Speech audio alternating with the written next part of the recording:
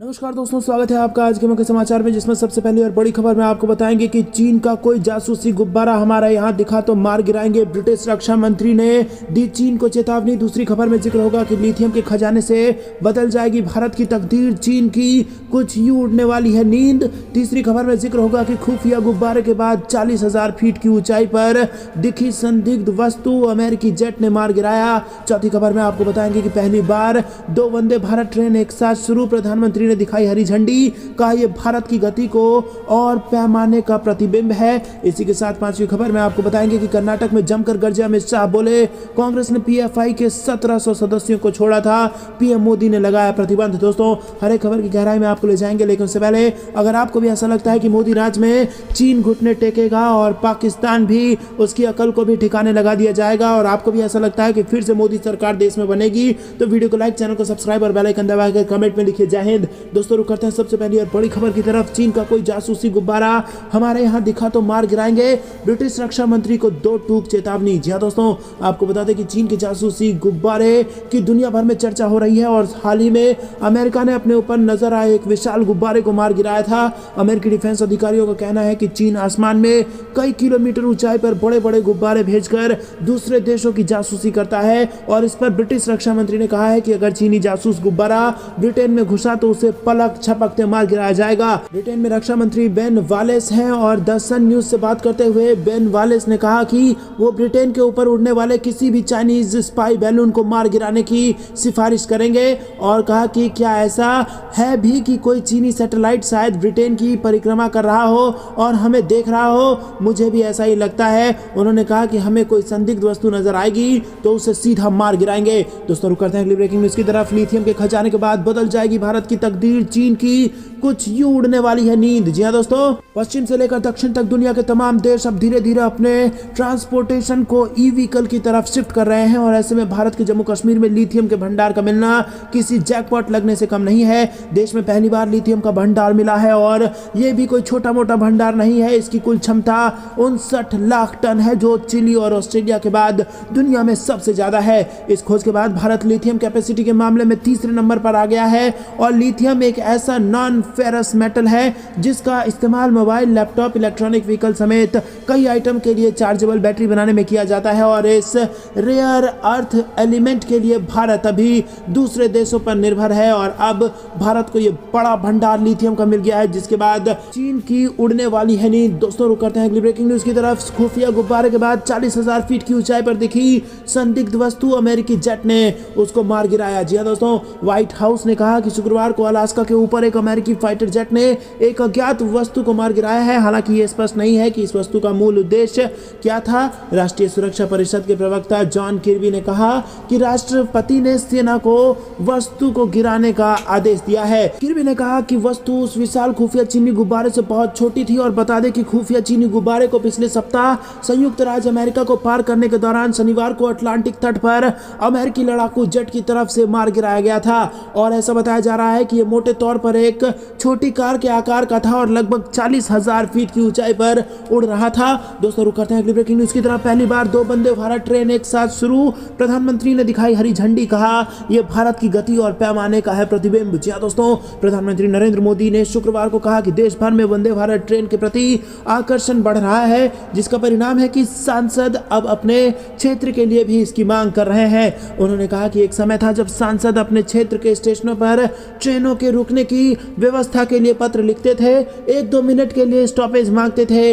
अब जब सांसद मिलते हैं तो वो अपने क्षेत्र में वंदे भारत की मांग करते हैं। ये आज वंदे भारत ट्रेन का क्रेज है। प्रधानमंत्री मुंबई में छत्रपति शिवाजी महाराज टर्मिनस से मुंबई शोलापुर वंदे भारत और मुंबई साईनगर शिरडी वंदे भारत को हरी झंडी दिखाने के लिए उसके बाद जनसभा को संबोधित कर रहे थे, और ये पहला मौका था जब प्रधानमंत्री ने एक साथ 2 वंदे भारत ट्रेनों को हरी झंडी दिखा दी। प्रधानमंत्री नरेंद्र मोदी ने शुक्रवार को कहा कि मेक इन इंडिया के तहत तैयारी semi high speed Vande Bharat train Bharat की गति और स्केल को दर्शाती है। छत्रपति शिवाजी महाराज टर्मिनस के प्लेटफॉर्म नंबर 18 पर पहुंचने पर प्रधानमंत्री ने मुंबई साईनगर शिरडी वंदे भारत का निरीक्षण किया। रुक करते हैं अगली ब्रेकिंग न्यूज की तरफ। कर्नाटक में जमकर गरजे अमित शाह, बोले कांग्रेस ने पीएफआई के 1700 सदस्यों को छोड़ा था, पीएम मोदी ने लगाया उन पर प्रतिबंध। जी हां दोस्तों, केंद्रीय गृह मंत्री अमित शाह ने शनिवार को दक्षिण कन्नड़ के पूर्वोत्तर में एक जनसभा को संबोधित करते हुए कांग्रेस पर जमकर निशाना साधा, और उन्होंने कहा कहा कि कर्नाटक को महज भाजपा ही सुरक्षित रख सकती है। प्रधानमंत्री नरेंद्र मोदी के नेतृत्व में भाजपा की सरकार ही ऐसा कर सकती है। उन्होंने कहा कि मैंने अभी कंतारा देखी है, कंतारा देखकर मुझे पता चला कि यह प्रदेश कितनी समृद्ध परंपराओं का है और देश में बहुत कम क्षेत्र हैं जहां के लोग विषम परिस्थिति के बाद भी खेती से देश को समृद्ध बनाते हैं। इसी बीच गृह मंत्री ने पंडित दीनदयाल उपाध्याय का जिक्र करते हुए कहा कि आज ही के दिन मुगलसराय रेलवे स्टेशन पर उनकी निर्मम हत्या हुई थी। करोड़ों कार्यकर्ताओं की ओर से उनको प्रणाम करता हूं। और इसी के साथ अमित शाह ने कहा कि कर्नाटक का भला सिर्फ भाजपा ने किया है, येदियुरप्पा के नेतृत्व में ही बेंगलुरु बना। और उन्होंने कहा कि कांग्रेस ने पीएफआई के 1700 लोगों को छोड़ने का काम किया था, जबकि प्रधानमंत्री मोदी ने पीएफआई पर प्रतिबंध लगाकर हमेशा के लिए उसको बंद कर दिया। दोस्तों रुक करते हैं ब्रेकिंग न्यूज की तरफ। नए टैक्स रिजीम से मध्यम वर्ग को राहत, वित्त मंत्री ने आरबीआई के केंद्रीय बोर्ड को किया संबोधित। जी हां दोस्तों, वित्त मंत्री निर्मला सीतारमण ने शनिवार को कहा कि नई टैक्स रिजीम मध्यम वर्ग को अधिक फायदा मिलेगा और इस रिजीम के तहत उनकी जेब में अधिक पैसा बचेगा। बजट के बाद केंद्रीय रिजर्व बैंक के बोर्ड को संबोधित करने के बाद संवाददाताओं से बातचीत में सीतारमण ने कहा कि यह जरूरी नहीं है कि लोगों को सरकारी योजनाओं के जरिए निवेश के लिए प्रेरित किया जाए, बल्कि उन्हें निवेश के संबंध में व्यक्तिगत निर्णय लेने का मौका दिया जाना चाहिए। वहीं वित्त मंत्री ने कहा कि अगले वित्त वर्ष से प्रभावी रियायती कर व्यवस्था के तहत 3 लाख रुपए तक की आय पर कोई कर नहीं लगाया जाएगा। 3 से 6 लाख तक की आमदनी वालों को 5% की दर से टैक्स का भुगतान करना होगा और 6 से 9 लाख तक की आमदनी पर 10% टैक्स लगाया जाएगा, जबकि 9 से 12 लाख की आमदनी पर 15% की दर से आयकर देना होगा।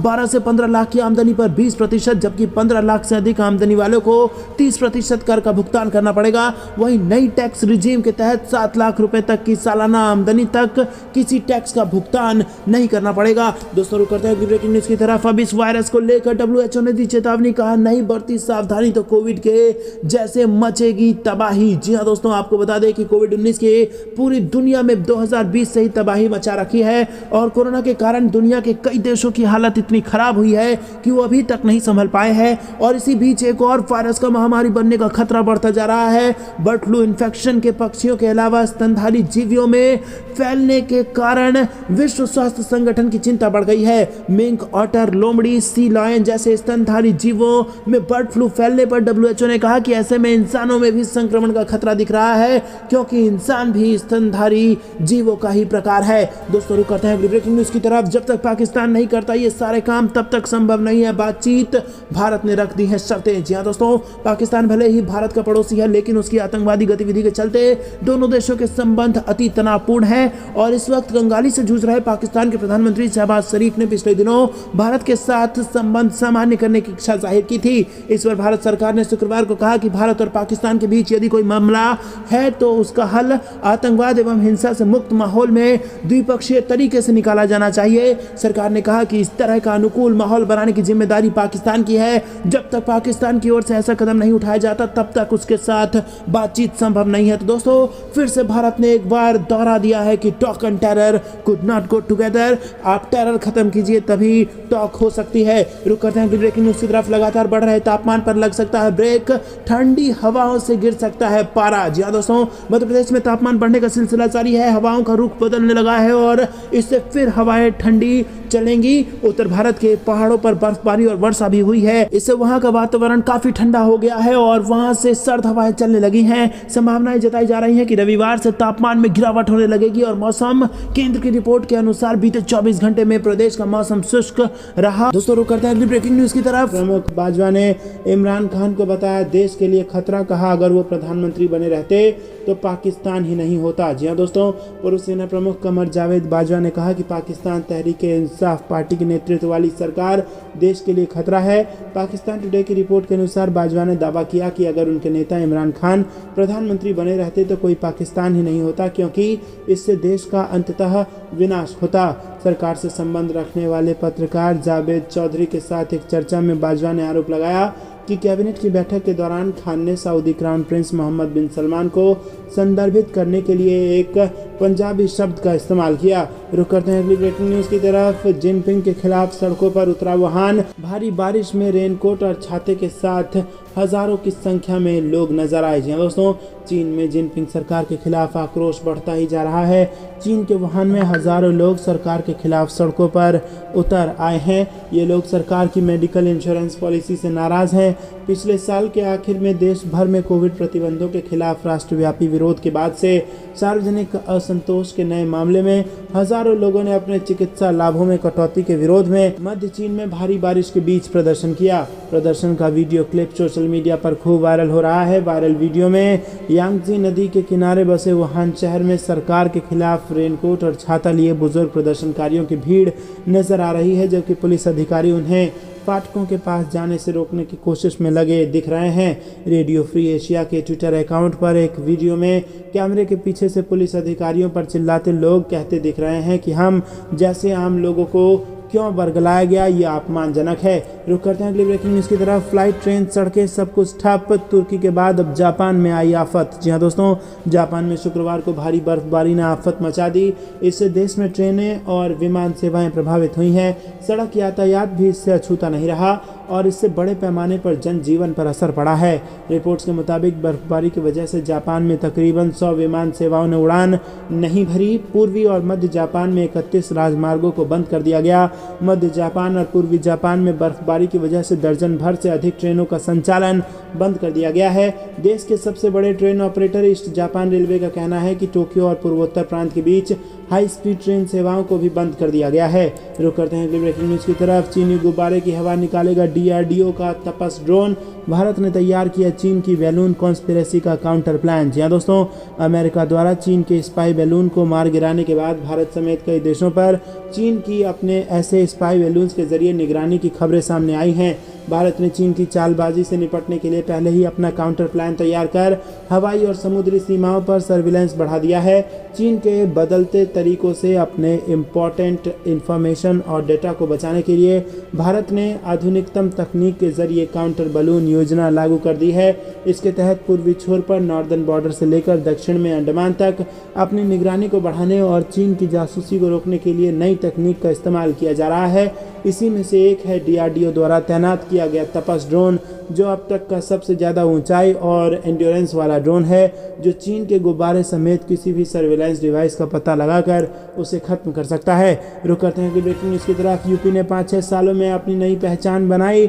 जल्द ही यूपी में होंगे 5 international airport, global investor summit में बोले पीएम मोदी। जी हाँ दोस्तों, प्रधानमंत्री नरेंद्र मोदी ने ग्लोबल इन्वेस्टर समिट को संबोधित करते हुए कहा कि उत्तर प्रदेश अपनी समृद्ध विरासत के लिए जाना जाता है।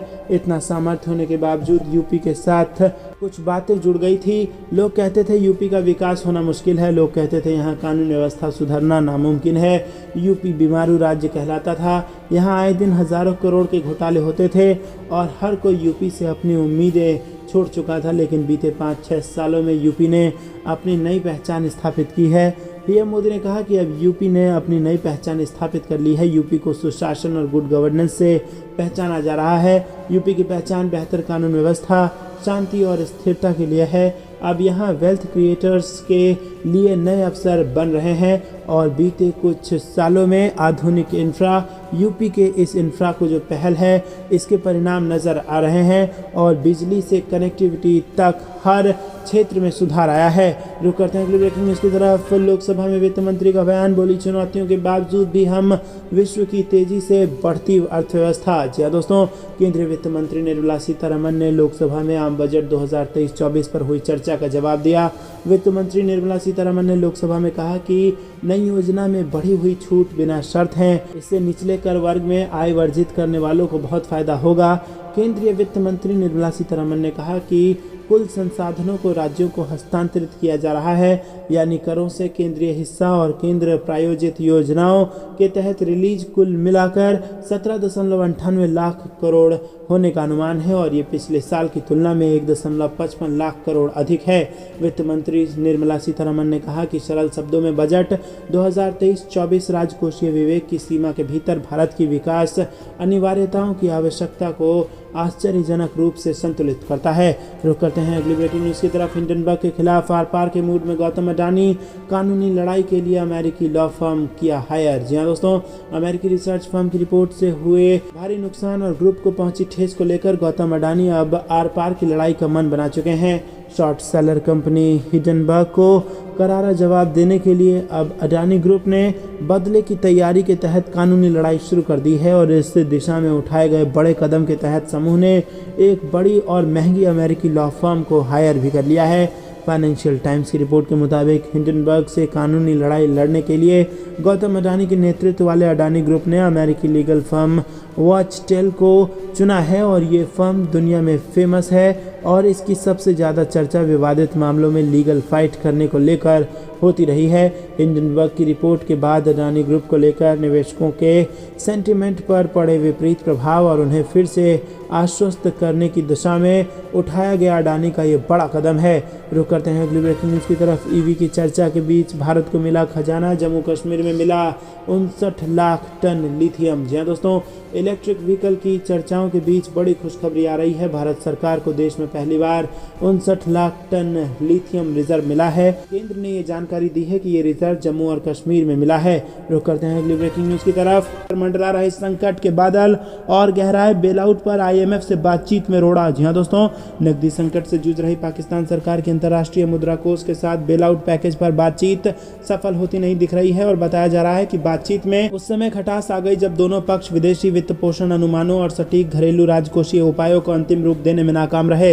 रुक करते हैं अगली ब्रेकिंग न्यूज़ की तरफ। चीन ने दिया पाकिस्तान को धोखा, ड्रोन के नाम पर भेजा कबाड़, ट्रायल में मिसाइल भी हो गया फुस। जी हाँ दोस्तों, पाकिस्तान का ऑल वेदर फ्रेंड चीन उसकी सामरिक ताकत में इजाफा करने में लगा हुआ है। नई तकनीक के आधुनिक हथियार के नाम पर पाकिस्तान की तीनों सेना के अंगों को मजबूत करने में जुटा है और इसी कड़ी में चीन ने पाकिस्तान को CH-4 UAV दिया है और रिपोर्ट के मुताबिक चीन के पाकिस्तान के साथ CH-4 के 2 वेरिएंट, CH-4A जो इंटेलिजेंस सर्विलेंस के लिए है और CH-4B जो अटैक आर्म ड्रोन है, उसे देने का करार किया था और इसकी सप्लाई जनवरी 2021 से शुरू की जा चुकी है। पाकिस्तान इस तरह के 12 से 24 ड्रोन ले रहा है, लेकिन जिस बात का डर चीन के साथ सैन्य उपकरणों के साथ बनी रहती है, उस डर को अब पाकिस्तान झेलने लगा है। खुफिया रिपोर्ट्स के मुताबिक CH-4 ड्रोन के ढांचे में क्रैक आने लगे हैं और इस बात की जानकारी पाकिस्तान की तरफ से चीन को दे दी गई है। तो दोस्तों, फिर से चीन ने पाकिस्तान को घटिया माल देकर जबरदस्त मजाक पाकिस्तान के साथ कर दिया है। रुक करते हैं ब्रेकिंग न्यूज़ की तरफ। बड़े मिशन पर भारत के जेम्स बॉन्ड पुतिन से की मुलाकात, आतंकवाद पर पाकिस्तान को सीधी चेतावनी। जी दोस्तों, आतंकवाद एक ऐसा मुद्दा है जिसको लेकर दुनिया भर के देशों की कोशिशें हैं कि इसके खिलाफ एकजुट होकर लड़ा जाए। भारत के NSA अजीत डोभाल ने रूसी राष्ट्रपति व्लादिमीर पुतिन से मुलाकात की है।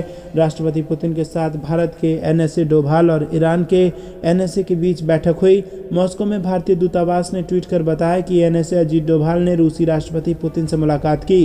द्विपक्षीय और क्षेत्रीय मुद्दों पर व्यापक चर्चा। भारत रूस रणनीतिक साझेदारी को लागू करने की दिशा में काम जारी रखने पर सहमत हुए। अजीत डोभाल ने पाकिस्तान पर निशाना साधा और इस दौरान उन्होंने आतंक के खिलाफ सामूहिक प्रयास का आह्वान किया। NSA अजीत डोभाल ने बिना नाम लिए पाकिस्तान को सीधा संदेश दिया। उन्होंने साफ शब्दों में कहा कि किसी भी देश को अफगानिस्तान की ज़मीन का इस्तेमाल आतंकवाद के लिए नहीं करना चाहिए। मॉस्को में अफगानिस्तान पर 5वीं क्षेत्रीय वार्ता में भाग लेते हुए भारत के राष्ट्रीय सुरक्षा सलाहकार अजीत डोभाल ने जोर देकर कहा कि भारत ज़रूरत के समय में अफगान लोगों को कभी नहीं छोड़ेगा। इसके साथ ही उन्होंने नई दिल्ली की स्थिति को भी दोहराया कि किसी भी देश को आतंकवाद और कट्टरपंथ के निर्यात के लिए अफगान क्षेत्र का उपयोग करने की अनुमति नहीं दी जानी चाहिए। डोभाल ने कहा कि आतंकवाद इस क्षेत्र में एक बड़ा खतरा बन गया है और दाएश और लश्कर-ए-तैयबा जैसे आतंकवादी संगठनों से निपटने के लिए गहन खुफिया और सुरक्षा सहयोग की आवश्यकता है। रुक करते हैं अगली ब्रेकिंग न्यूज़ की तरफ। भारत का आभार और पाकिस्तान के PM को इनकार, मदद पाकर बदल गया तुर्की का रवैया। जी हाँ दोस्तों, कभी कश्मीर के मुद्दे पर भारत को सीख देने वाले तुर्की का रवैया अब बदलता दिख रहा है। कश्मीर मसले पर वो पाकिस्तान के स्टैंड का साथ देता रहा है, लेकिन भीषण भूकंप के बाद भारत की उदारता ने शायद उसके रुख को बदल दिया है। भारत की ओर से तुर्की को मदद भेजे जाने पर उसके राजदूत ने कहा कि आप हमारे मुसीबत के दोस्त हैं। भारत में तैनात तुर्की के राजदूत फिरात सुनेल ने कहा था कि दोस्त तुर्की और हिंद में कॉमन शब्द है और हमारे यहाँ एक कहावत है, ज़रूरत पर जो काम आता है वही सच्चा दोस्त है। यही नहीं, भारतीय विदेश मंत्री एस जयशंकर का कहना है कि हमारी परंपरा वसुधैव कुटुंबकम की है और उसके तहत ही हम मदद कर रहे हैं। यही नहीं, एक तरफ तुर्की ने भारत को सच्चा दोस्त बताया है तो वहीं कश्मीर मसले पर अक्सर जिस पाकिस्तान का वो साथ देता था उसके पीएम शहबाज शरीफ को देश में आने से ही मना कर दिया है। शहबाज शरीफ को बुधवार को पहुंचना था, लेकिन उससे ठीक पहले ही तुर्की ने कहा कि आप यहां ना आए। ऐन वक्त पर तुर्की से आई खबर के बाद शहबाज शरीफ को अपनी यात्रा रद्द करनी पड़ी और तुर्की ने शहबाज शरीफ से आग्रह किया कि वो उसके अंकारा शहर की यात्रा को टाल दें। तुर्की ने कहा कि हम इस समय संकट की स्थिति में हैं और लोगों के बचाव का काम तेजी से चल रहा है और ऐसी स्थिति में आपका यहाँ आना ठीक नहीं रहेगा।